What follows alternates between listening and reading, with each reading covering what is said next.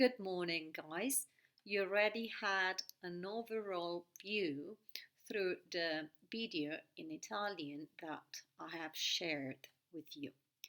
Today, I want to introduce the theater of the absurd with quick bullet points.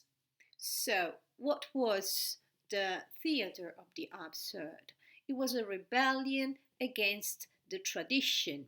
This rebellion was provoked by the dissolution of failed ideals of post World War II.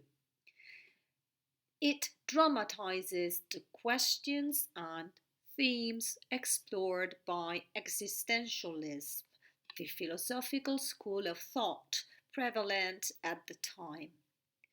At the center of both is an examination of the human condition, men's despair, anxiety, and the hopelessness in the face of a cold universe. Plays that come under the theater of the absurd are commonly characterized by the grotesque. The characters featured have their dignity taken away and are rendered clowns. The tragic and the comic are interconnect, they are mixed, and black humor is central to the mockery and ridicule. What distinguished the genre as absurd is the lack, the missing of a logical plot, where time is flexible and incoherence of language as characters offer the audience speech devoid of meaning and non-sequences. The characters don't grow during the course of the play, nor is any historical narrative about them given. So there is no sequence of events, no evolution in the story. One of the most representative author of this period was Samuel Beckett. He was born in Foxrock, near Dublin.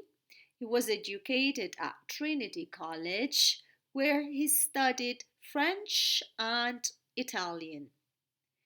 In his life, he traveled a lot around the world. In fact, in 1928, he went to Paris, where he met James Joyce, with whom he created an important friendship. Then he traveled a lot. He went to Germany, France, Ireland, and London, but finally he settled permanently in France. When in France, France was occupied by Germans, so Beckett found shelter in a farm near Avignon. This period was the most productive of his life, and most of his novels, because he was a novel writer, first of all, were translated in French. Some examples are Endgame and also his dramatic work Waiting for Godot or Godot. With this last work, Beckett was known as a playwright. So a person who writes dramas, comedies, plays. He was associated, thanks to this play, with the theater of the absurd. He received the Nobel Prize in 1969 and he died in 1989. Let's talk about this masterpiece, Waiting for Godot.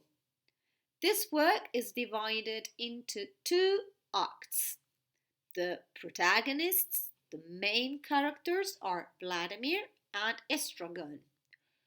These two people are trapped on stage. They are blocked on stage, waiting for Godot, a mysterious figure. They don't know where to go.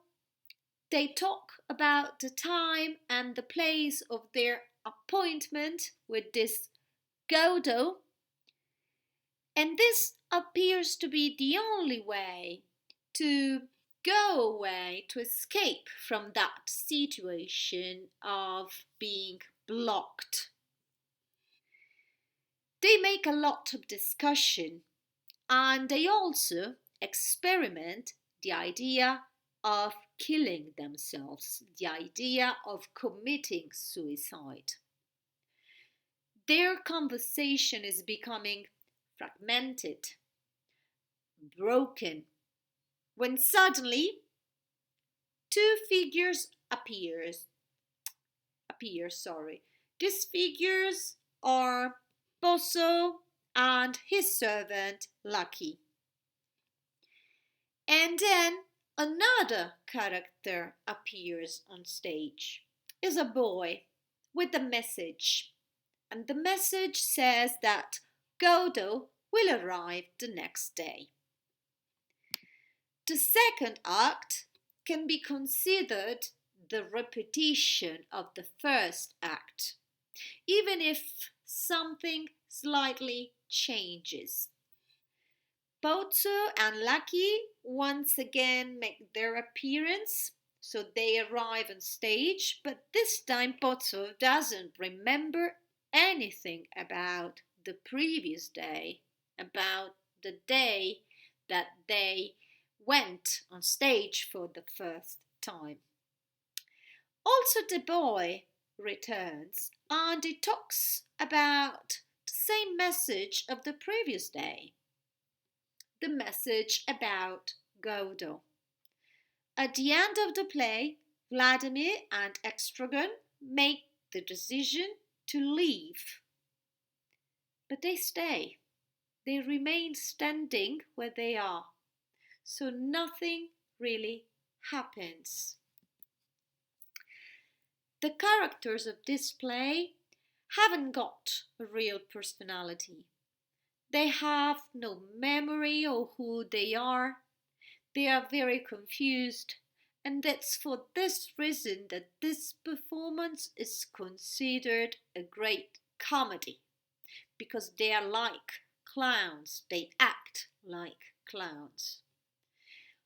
Also because Beckett uses an elaborate language, a complex language made of double sense and double meaning.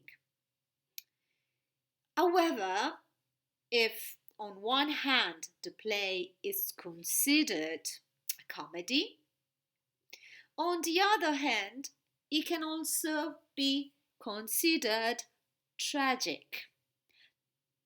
Why? Because the two protagonists attempt suicide. For this reason, Beckett defined this play as a tragicomedy. The figure of Godot, and you already know something about the meaning of this name, God ought.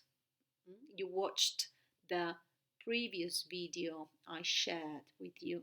So Godot is the most important figure of the play, even if it doesn't ever appear.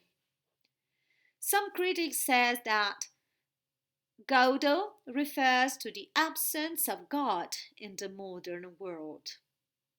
But Beckett rejected this interpretation. Another interpretation can read the characters of Godot, as a word that plays with God and ought. So God meaning the divine creature, and ought, which is usually the ending part of words such as Pierrot. Sorry for the pronunciations.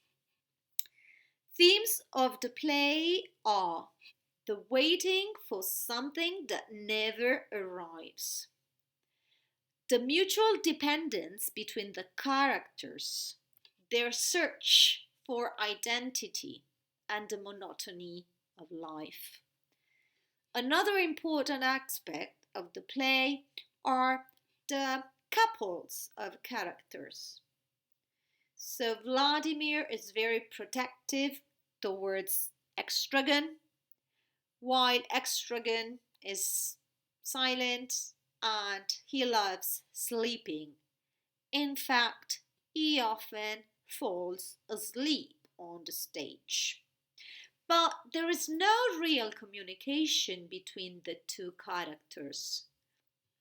In fact, they talk only about time. The other couple is Puzzle and Lucky. In the first part, Lucky depends on Puzzle, while in the second part, Puzzle became blind, so he will be depending totally on Lucky. You will read about the plot on your book.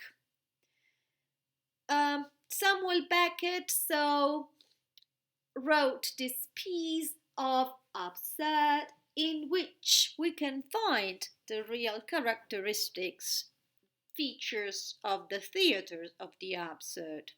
In fact, we find a plot where nothing happens twice. In the first act, nothing happens, and again in the second act, nothing happens. So nothing happens twice. The characters are symbol of the human condition. They are not happy about their life. They lost all the ideals and they live with the trauma left by the atomic bomb disaster. As we said, this Godot never appears, and we don't know exactly to whom the word Godot can refer to.